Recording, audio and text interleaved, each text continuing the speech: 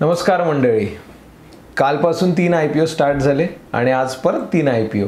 So कालच आम्ही हे मांडलेलं की कदाचित एक दुसरा व्हिडिओ बनवून आम्ही दुसऱ्या 3 जे आजपासून सुरू झालेत या IPO बद्दल पण मांडू. सर्वप्रथम तर कालचे IPO उद्यापर्यंत भरण्यासाठी उपलब्ध आहेत. 3 IPO बद्दल सांगितलेलं परत एकदा सांगतो, नक्कीच भरू शकता.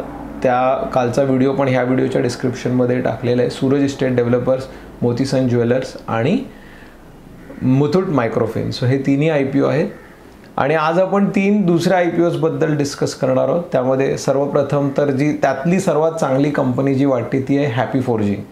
सो फोर्जिंग या व्यवसायामध्ये असलेली कंपनी, आपण परत ते सांगतो, हा डिटेल ॲनालिसिस नाही आहे कुठल्याही कंपनीचं. आपण जे शॉर्टमध्ये एक IPO पॉईंट ऑफ व्ह्यू आणि टिपिकल जी एक रिटेल इन्व्हेस्टरची जी एक मानसिकता असते की ॲटलिस्ट एक लिस्टिंग गेन, या कॉन्टेक्स्टमध्येच फक्त आपण ह्या व्हिडिओमध्ये डिस्कस करतो आहोत. सो ओव्हरऑल ऑटोमोटिव्ह आणि इंडस्ट्रीयल ह्या सेक्टरसाठी लागणारे सर्व प्रकारचे वेगवेगळे इक्विपमेंट्स, जरी नाव फोर्जिंग असलं तरी हे सर्व बनवणारी ही कंपनी जवळपास 43-44 वर्ष जुनी ही कंपनी आहे. आता IPO आणलेलं आहे. ट्रॅक रेकॉर्ड खूप स्ट्रॉंग आहे. मग सगळ्या बाबतीत प्रमोटरपासून म्हणा, मॅनेजमेंटपासून म्हणा, ओव्हरऑल बिझनेस म्हणा, आणि आता सध्या हा ओव्हरऑल काय म्हणा आपला मॅन्युफॅक्चरिंग आणि ह्या सगळ्याशी निगडीत जो सेक्टर आहे, कॅपेक्स ड्रिव्हन जो सेक्टर आहे, हाच एवढा तेजीमध्ये आहे की त्याचा फायदा डेफिनेटली ह्या सगळ्याच ऑर्डरला मिळतो आहे. मग त्या प्रायमरी कंपन्यांना पण आणि मग त्यांचे हे सगळे जे B2B किंवा आपण म्हणूया कंपोनंट सप्लाय करणाऱ्या कंपन्यांना पण, त्यामध्ये ही सर्वप्रथम कंपनी येते हॅपी फोर्जिंग. आणि थोडं समजून घेऊया या कंपनीच्या बद्दलचा ओव्हरऑल परफॉर्मन्स आणि सर्व गोष्टी आणि सध्याचा IPO पॉईंट ऑफ व्ह्यूने स्क्रीनच्या माध्यमातून. सो हॅपी फोर्जिंग 1000 करोडचा आसपासचा हा IPO आहे. आजपासून सुरू झालेला आहे. 850 पर्यंतचा प्राईस बँड आहे. डेफिनेटली ओव्हरऑल सबस्क्रिप्शन तर चांगलं मिळतं आहे. मस्ट अप्लाय टाईपचा हा IPO आहे. त्यानंतर जो दुसरा IPO आपण डिस्कस करतो हा थोडासा रिटेल सेगमेंटमध्ये नोन असलेली ही काइंड ऑफ कंपनी आहे.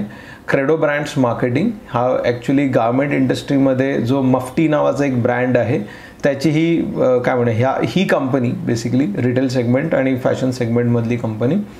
ठीकठाक व्हॅल्युएशन आणलेलं आहे. 550 कोटीचा IPO आहे.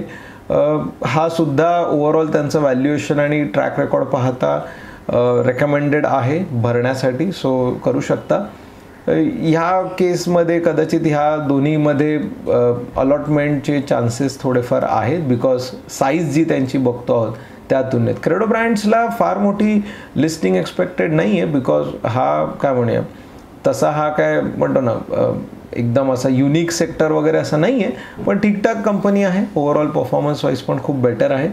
आणि जो तिसरा IPO अजून एक झालेला आहे तो पण ज्वेलरी सेगमेंटमध्ये आहे. काल पण आपण एक डिस्कस केला मोती सन ज्वेलर.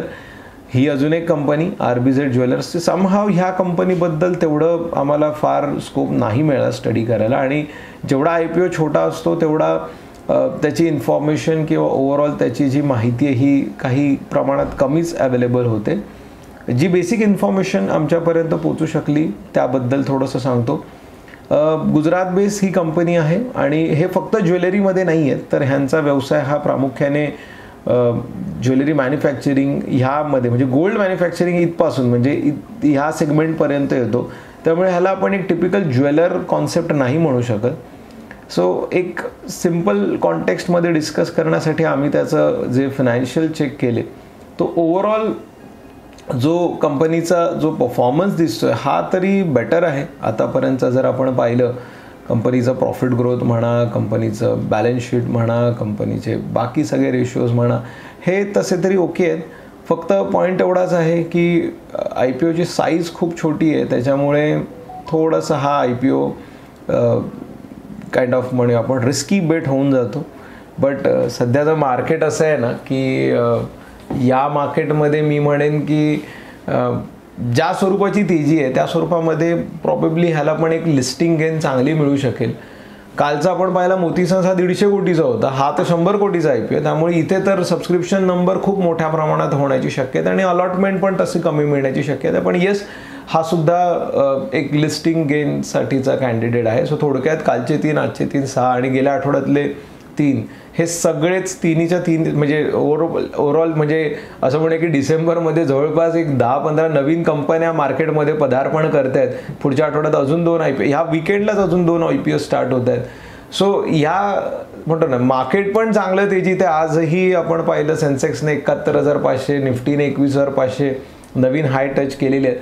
मे बी ह्या मोमेंटममध्ये ह्या सर्वच IPOजना एक चांगली लिस्टिंग मिळण्याची शक्यता आहे. द पॉईंट जो कालचा तोच प्रॉब्लेम जो आज आपण डिस्कस करूया की एकाच वेळी सगळे आल्याने रिटेलर्ससाठी एकाच वेळी सर्व IPOसाठी फंड अलोकेट करणं हा एक थोडासा चॅलेंजचा भाग आहे. बट काय करणार आहे तर आहे शेवटी. सो लेट्स सी, आपण हे सर्व IPO लिस्ट झाल्यानंतर हवं तर परत एक आपण व्हिडिओ बनवू आणि पुढच्या त्यांच्या मोमेंटमबद्दल परत एकदा डिस्कस करू. धन्यवाद.